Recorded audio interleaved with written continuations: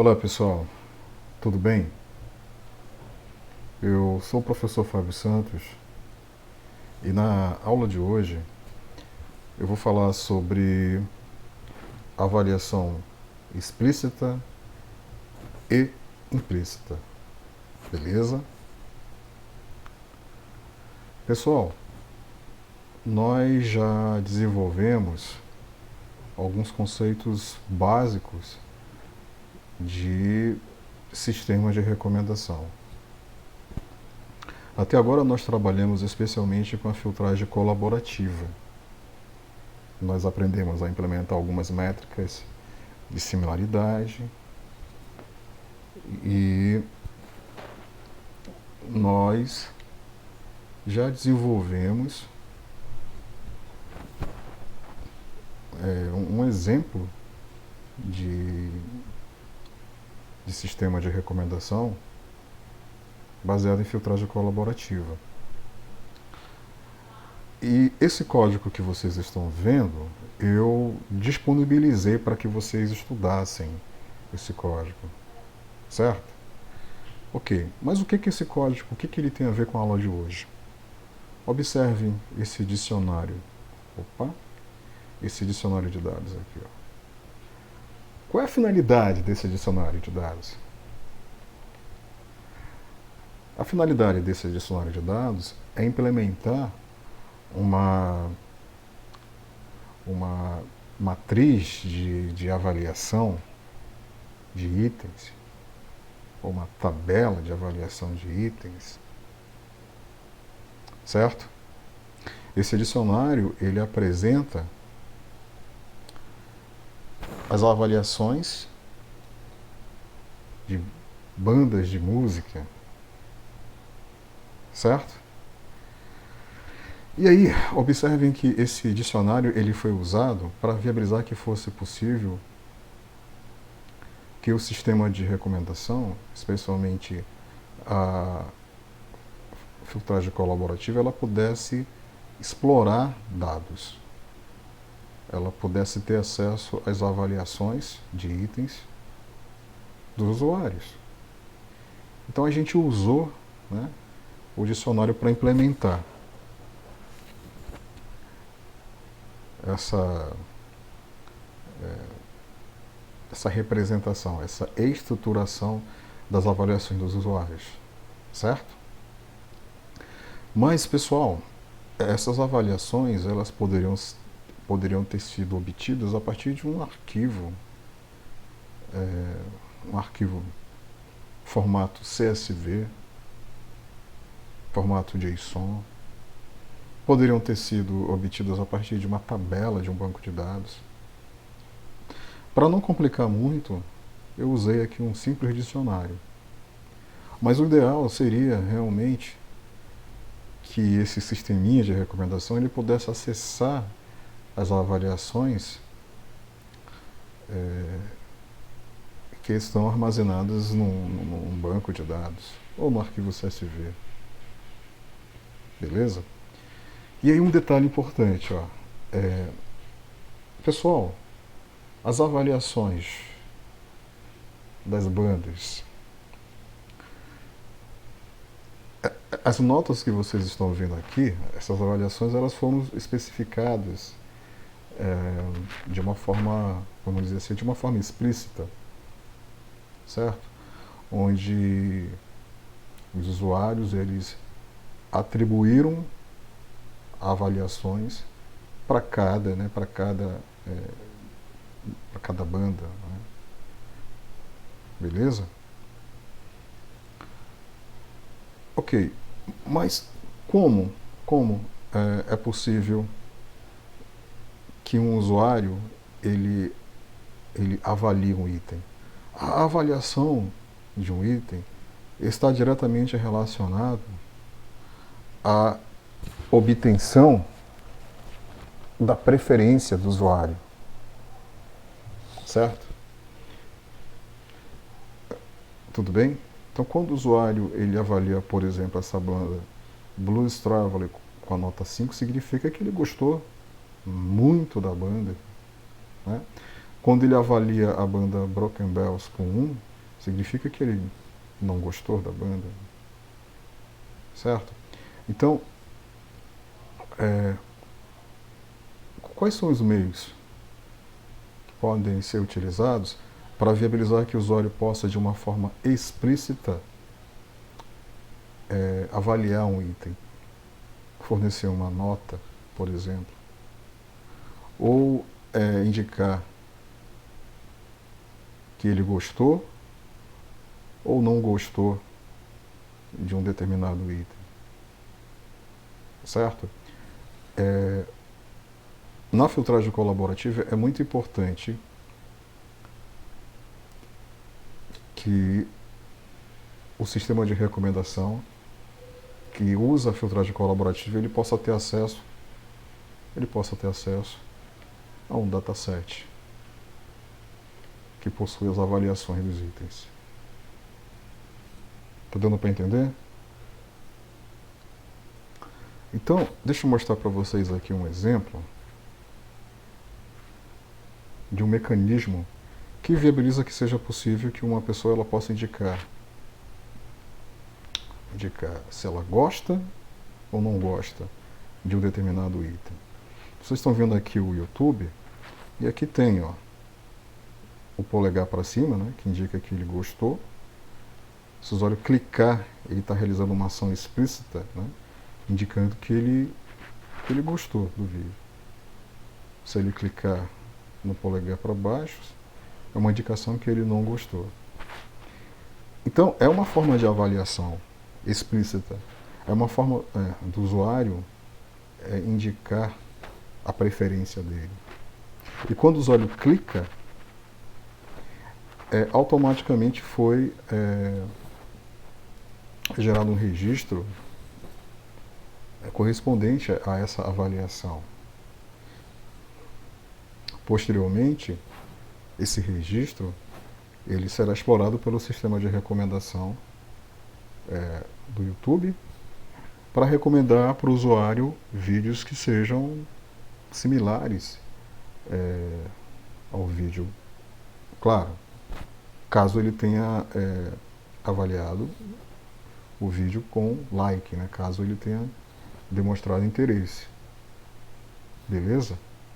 Então, a aula de hoje eu vou falar um pouco sobre avaliação explícita e implícita.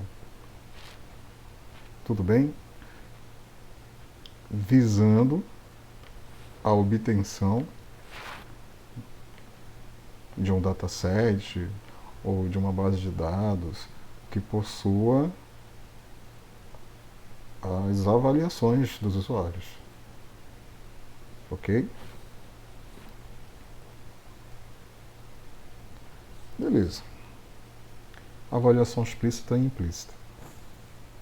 Então, pessoal, como eu já havia comentado, nós aprendemos os conceitos básicos de filtragem colaborativa e sistema de recomendação. Nós já sabemos como implementar uma filtragem colaborativa. Nós já sabemos como implementar métricas de similaridade. Nós já sabemos quando nós devemos empregar uma determinada métrica de similaridade. Vai depender da natureza do sistema de recomendação, especialmente do dataset, certo? E aí,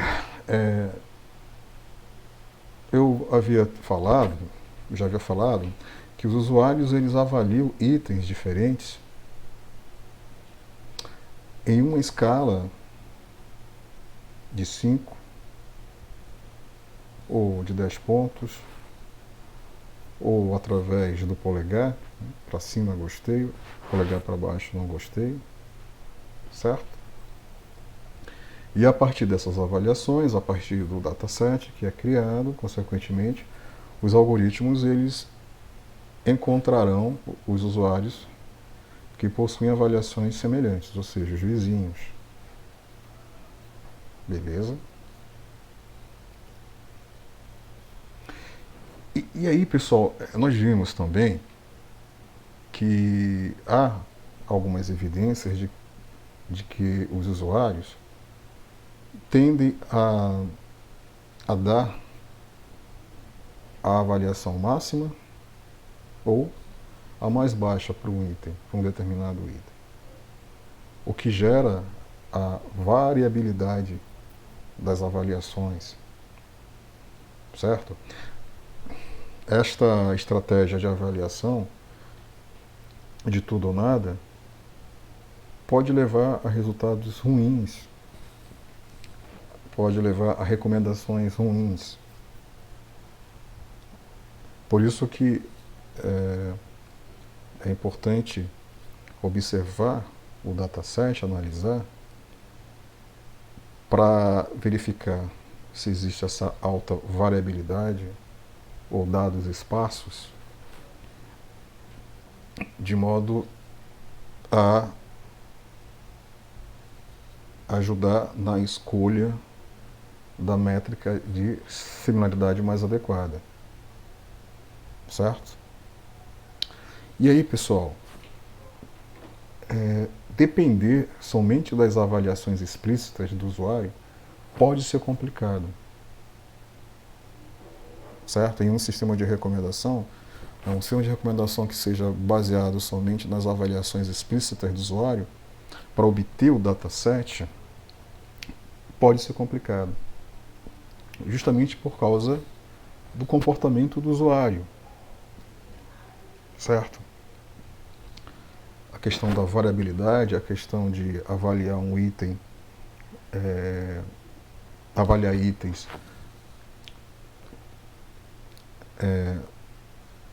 atribuindo uma nota máxima ou uma nota muito baixa, certo?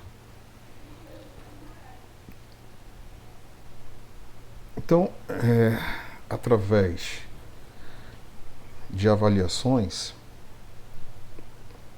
que é possível obter o dataset, é possível distinguir os tipos de preferências do usuário, e essas avaliações elas podem ser de forma explícita ou implícita. Até agora eu falei sobre avaliação explícita, certo? As avaliações explícitas são quando o próprio usuário avalia explicitamente um item, conforme vocês viram agora há pouco, quando eu mostrei o YouTube, através, né, do like ou dislike. Mas existem sites de venda de produtos como a Amazon, que você pode atribuir uma estrela, ou 2 estrelas, 3, 4, 5 estrelas, uma escala, né? Escala de 1 a 5, para um determinado produto. Certo? Que é uma forma de avaliação explícita. Mas eu já havia comentado que a avaliação explícita ela tem algumas desvantagens. Já falei sobre algumas e mais para frente eu vou complementar com outras desvantagens ou problemas. Mas em se tratando de avaliações implícitas, nessa abordagem de obter a preferência do usuário ou obter a avaliação do usuário com relação a um determinado item, nessa abordagem o sistema ele não pede para que o usuário ele dê uma nota, ele avalie um item.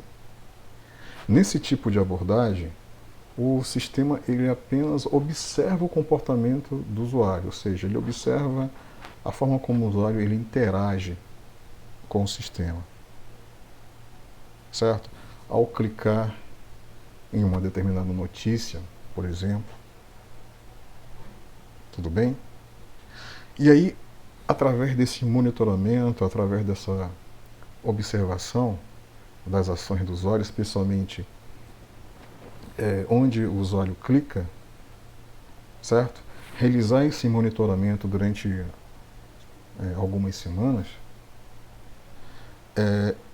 viabiliza que seja possível ao sistema de recomendação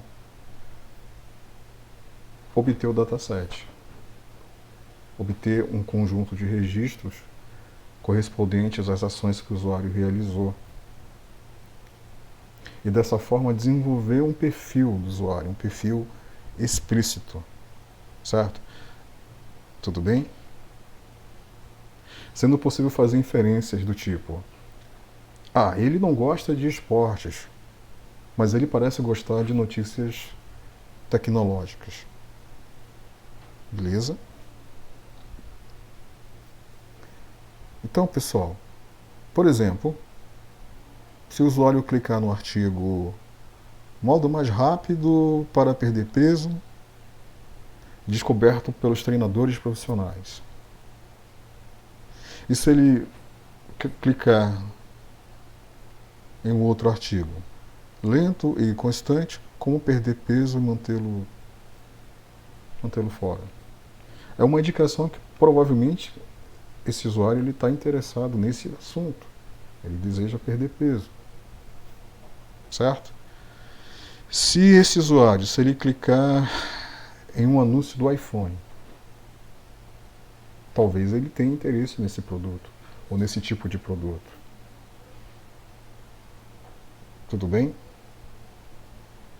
Então,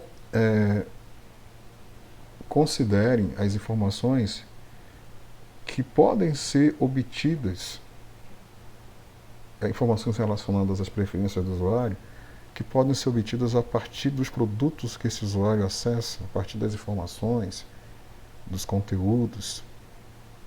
É possível fazer inferências, é possível descobrir as preferências do usuário. Né? Um outro exemplo de avaliação implícita: o tempo que o usuário ele permanece lendo uma página web, certo? É uma indicação de preferência. Se o tempo for maior do que um determinado limiar, é uma indicação que esse usuário tem interesse pelo conteúdo. Beleza?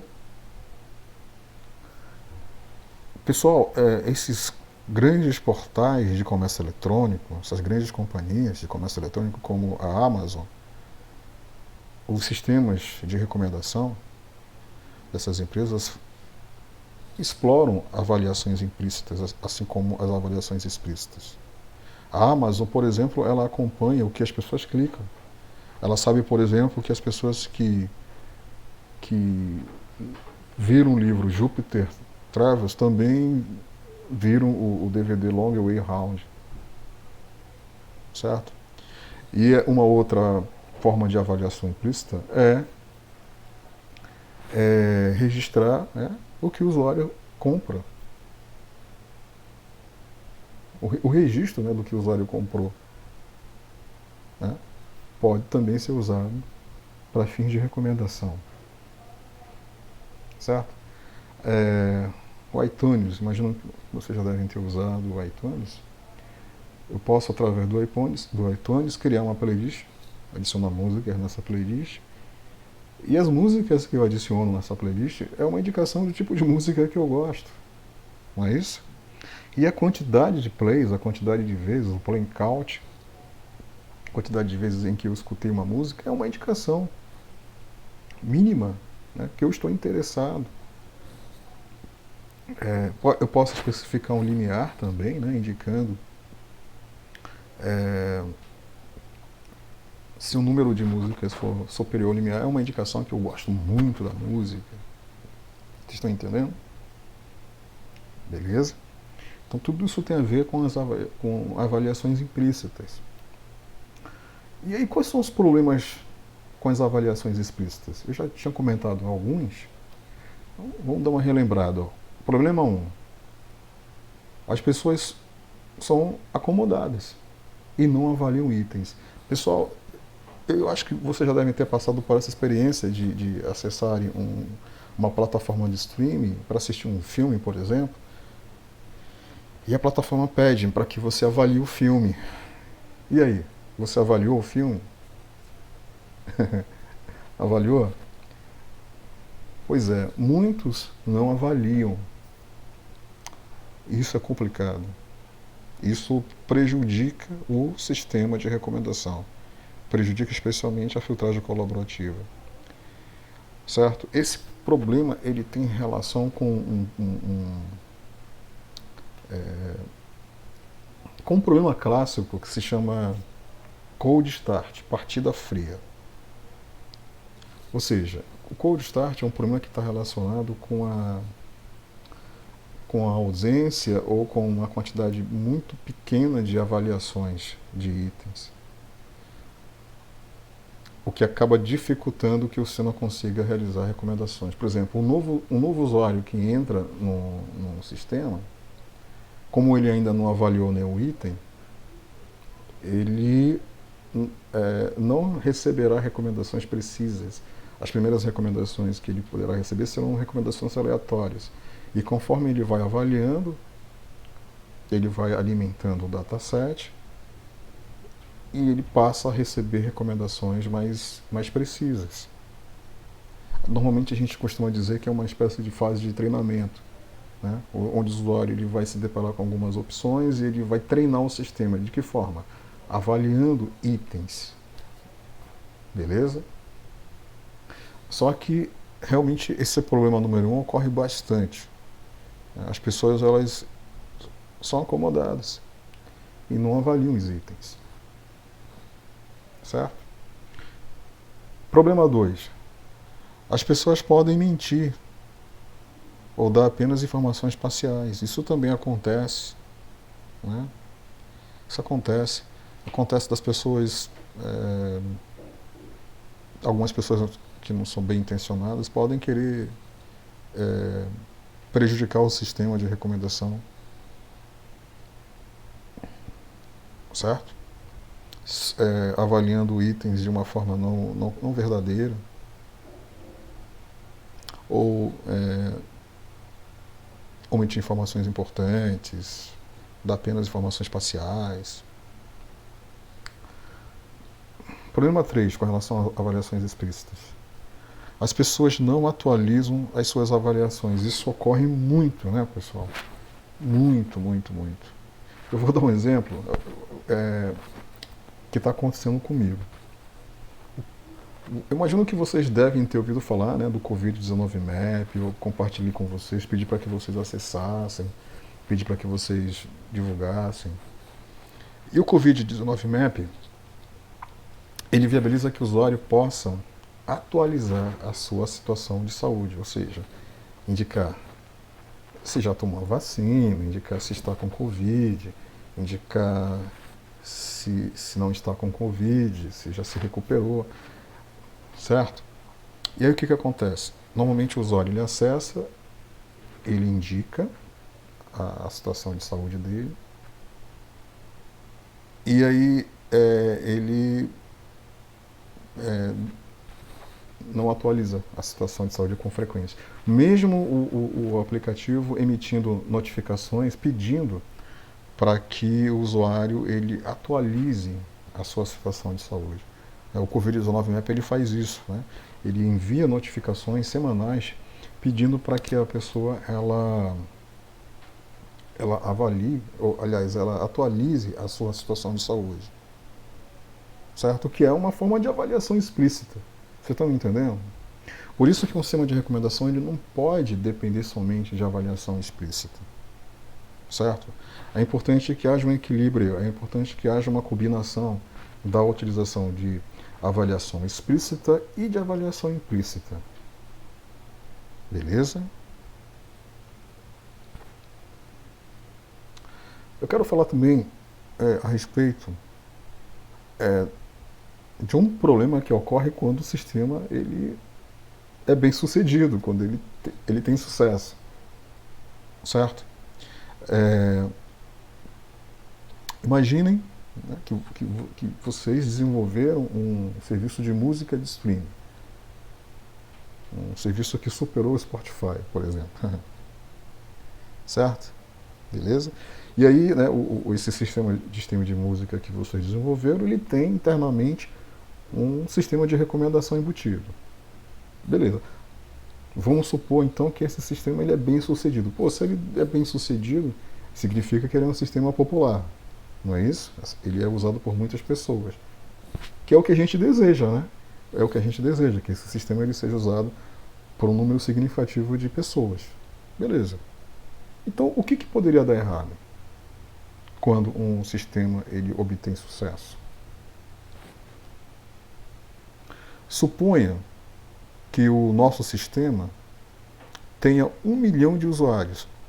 Olha só, é um sistema bem sucedido, é um sistema que cresceu, é um sistema que se tornou popular e que tenha atingido 1 milhão de usuários. Certo? Então, toda vez que o sistema de recomendação for fazer uma recomendação para um usuário-alvo, esse sistema de recomendação ele vai precisar calcular, certo? 1 milhão de distâncias, comparando o usuário-alvo com as 999 mil, certo? Outras pessoas. E isso é complicado, isso é um problema. Por quê? Porque, pessoal, se estamos fazendo várias recomendações por segundo, o número de cálculos fica extremo. Certo? E o sistema ficará lento. Então é um problema que tem a ver com a questão da escalabilidade. Certo? Especialmente tem a ver com a utilização de vizinhos. Essa é a desvantagem de nós desenvolvermos um sistema de recomendação que utiliza a filtragem colaborativa, que é baseada na identificação dos vizinhos, né? Beleza? Ou seja, usuários que possuem preferências similares.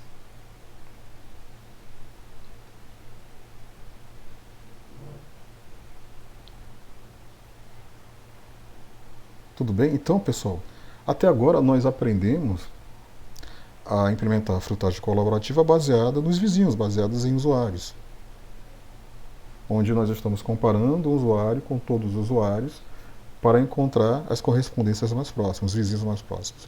E aí existe dois problemas com relação a essa abordagem, que é a escalabilidade, que é essa situação, né, de calcular a distância entre o usuário-alvo com um número significativo de usuários para obter os vizinhos. Isso acaba tornando lento a recomendação. Claro, vai depender do número de usuários, né? E o dados espaços. Os dados espaços é uma consequência da falta de interesse do usuário em avaliar os itens. Beleza? Então, a escalabilidade, como eu já falei,